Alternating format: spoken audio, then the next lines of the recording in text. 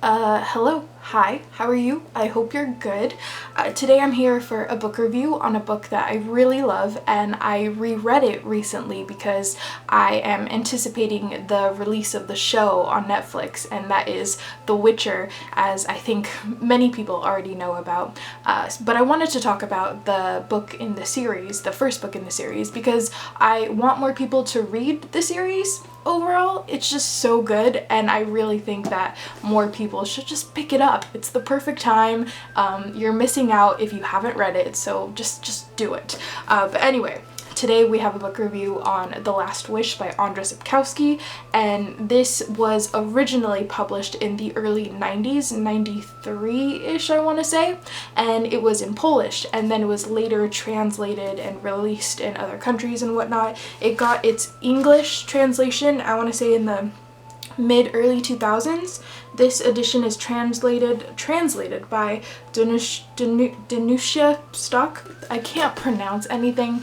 I'm awful, but I will have that in the description words.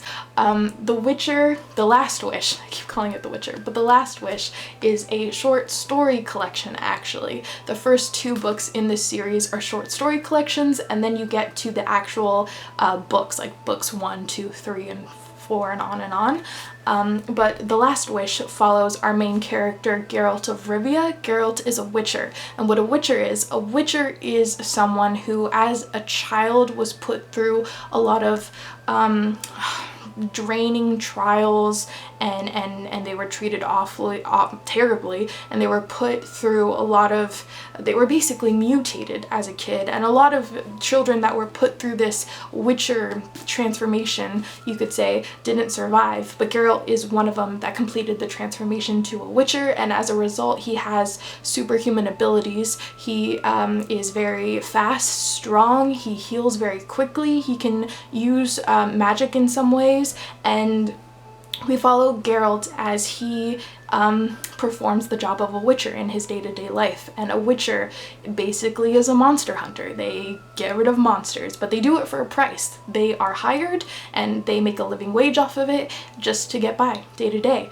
And so Geralt is looked down upon a lot by people all around because, you know, who wants to pay for someone to just do that? It's not well looked upon, and it's kind of a weird kind of take on a hero story. And Geralt isn't a great character. He's not a hero. He's very morally gray, and you get to know him in this book, and it's so interesting. So as I said before, this is a short story collection, and each short story is sort of Sapkowski's take on like retelling old folktales, like there's like vampires and like Beauty and the Beast and whatnot, and he takes these old tales and kind of brings it into a modern twist, but they don't feel completely modern either because they're still really dark, and I love them so much because each story really delves into a lot of themes of just being a human, like how dark life can really get.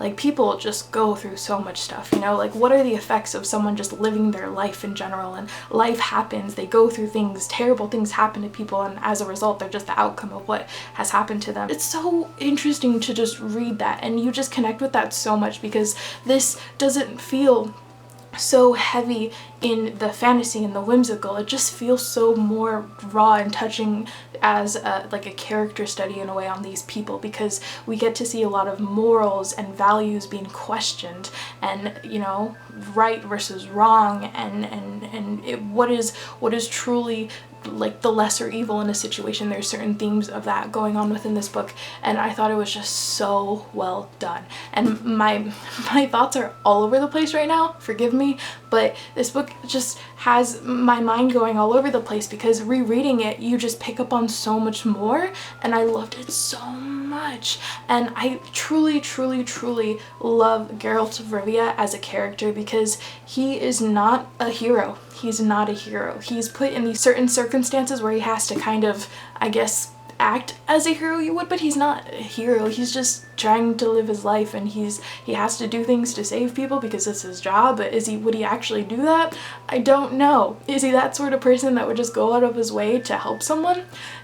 You know? So it's just so good. And then we have other side characters that are introduced, like Dandelion, and he's such an interesting contrast to Geralt because they're so completely different, but they mesh so well together as friends. It's such an interesting character dynamic between the two.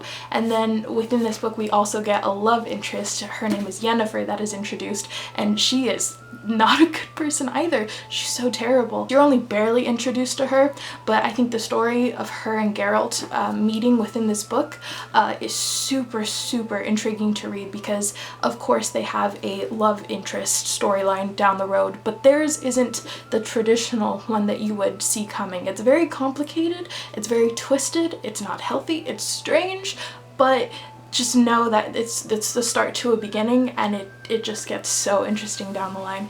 And I love this book so much because it just delves into so many different themes and just things. I don't know, it's just so good and I love it so much. I love the structure, I love the way it's told, I love everything about it, and it was just so good upon reread. So, and that's just me rereading the book. The first time I read it, I was blown away, and I'm so happy that I was introduced to this series last year. Was it last year or the year before? I don't remember now.